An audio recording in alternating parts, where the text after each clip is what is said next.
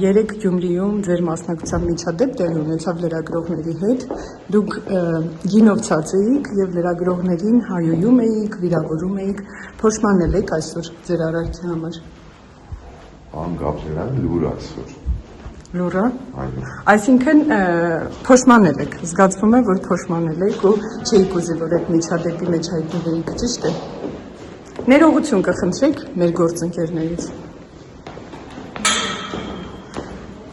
Ան Գաբրիելյան, մի բառ պետք է ասեք, գոնե ասեք, որ այո, ես զղջում եմ։ Իրավունքն է խոսալ կամ չխոսալ։ Ձեր իրավունքն է, բայց նաև դուք վիրավորել եք մեր գործընկերներին, իրենց հայոյել եք, ինչի համար պետք է գոնե մեղքի զգացում ունենաք։ Պարոն Գաբրիելյան, կարծում եք Անդրանիկ Քոչարյանի կառավարությունների ընդհատեցին մեր լրագրողների նկատմամբ վարքագծում։ Ձեր դեպքում ինչ կարող է լինել։ Պարոն Գաբրիելյան, ասեք, զղջացել եք երեկվա ձեր վարքի համար։ Ուղղակի ուզում հասկանամ ձեր ձևակերպումների կոնտեքստում, էլի ձեր տված հարցերի կոնտեքստում։ Կարճ կոնկրետ հարցում ենք, զղջում եք երեկվա համար, ինչ որ արել եք։